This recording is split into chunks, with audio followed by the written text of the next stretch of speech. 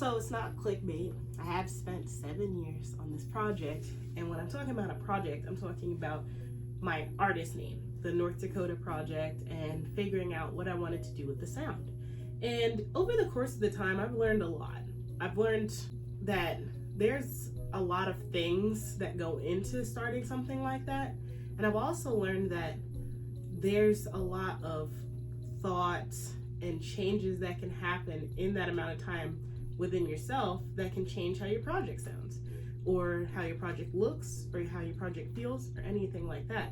So one of the things that I've learned is that finding your sound or finding your creativity can change over time. It's not going to be the same.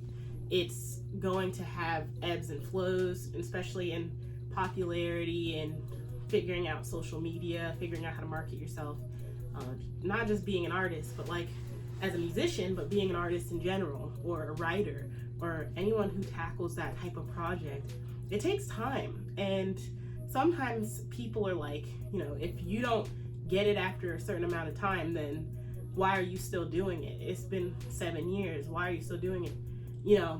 And I think that that's kind of a negative way of thinking, because if you spend your whole life or a strong part of your life liking something and enjoying something, it doesn't just take 6 months to get good at it. It doesn't take 6 months to figure everything out that you want to do with it. Sometimes it doesn't even take that amount of time to figure out how you want to portray that in terms of your art or your writing or your sound or anything like that. It takes time, and it grows with you. So I'm not ashamed to say that this project has been going on for 7 years. It's actually something I'm proud of, because I haven't given up on it. There have been times where I've kind of flowed away from it and took some time away, but I've never given up on it, because it's something that I want to attain. It's a goal, and it's a dream to have the North Dakota Project do its own thing, to become its own person. And part of that, being an artist, is that these projects, they start off as projects and an extension of you, and I find that this has become its own person, almost. It's a weird way to say it, not quite an alter ego, but like the North Dakota sound and project and everything else is like a different part of me as Mac or Michaela. Like, I have different ideas when I'm doing like my stuff versus like a North Dakota thing. And part of it is that I think of like what North Dakota looks like. And to me, even though it looks like me, it's like more nature-based, more outdoorsy, more, one with nature type of deal. Like this other part of Mac that I didn't know about. Whereas like me, as Michaela, I'm more inside, like kind of playing video games, kind of writing, and it's like two different parts, and I kind of take them together and make this project. So it's interesting. That's something that I've learned, is that people see all their projects differently. Some people see it as themselves, just expressing themselves. For me, it's more like expressing an extension of myself, and trying to catch that vibe, I guess, is the best way to put it. And another thing that I've learned over the course of time is that it's okay to find other hobbies to do outside of your passion project, because your passion project is monumental. I strongly believe that it's a big part of who you are. It's a big part of your day. It's a big part of your life, and you spend a lot of time on it. And as with anything, we get tired of things, and so you need something to have a outlet from your passion project.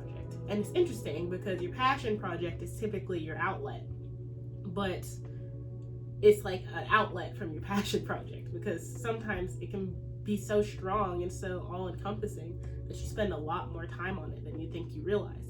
And because of the burnout and being tired and just being human, that can cause some issues. But if you have a hobby outside of it that you can do, that when you need to take a break, it's nice. I personally like to draw. I like taking pictures. I'm not good at it, but it's something that I like to do, and it's fun. So I find that that's something that like gives me an outlet when I'm ever tired of my project. Another thing is to not be so hard on yourself if you're not doing it every day, because spending 7 to 8 years on something is a long time.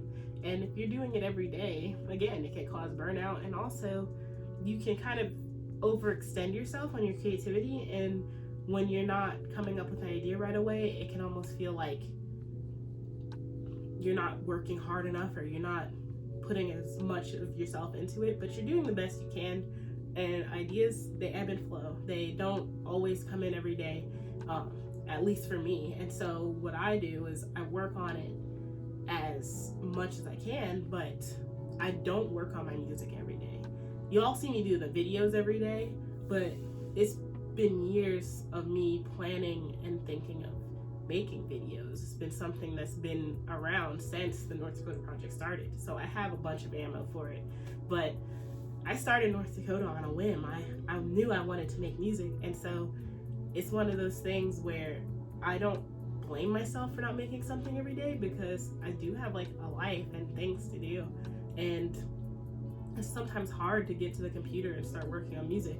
But at the same time, I am so like proud of myself and happy when I do sit down and work on something, because and I don't take that time for granted, because I actually found the time to be able to do it. So that's something that I think about. One of the last things I'll talk about is the ability to do something new after a long period of time. You need to spend time trying new things, and I think that's a big part of it. You can become complacent in your talent or your hobby or whatever you're working on, that project, and if you go out of your way to find something new, you can figure out that there's more to it than you thought there was, and it can kind of prevent some of that burnout issue. I know for me personally, 7 years I spent on this project being a producer and making music, and this song, the last song I made, was the first time I've ever kept my voice in with the lyrics on a song. A lot of it comes from vocal fright and other things, but it's one of the first times I've ever done it. And I'm so proud of it, because it's something that I've overcome in all my time of being a musician, is like using my voice and having that goal. So that's something that you can try as well. But those are some of the things I've learned. I'm sure that there's other things that you all have learned in your time making things. I want you to tell me about them. I love to see like other people's thoughts on things, and I hope I see you tomorrow.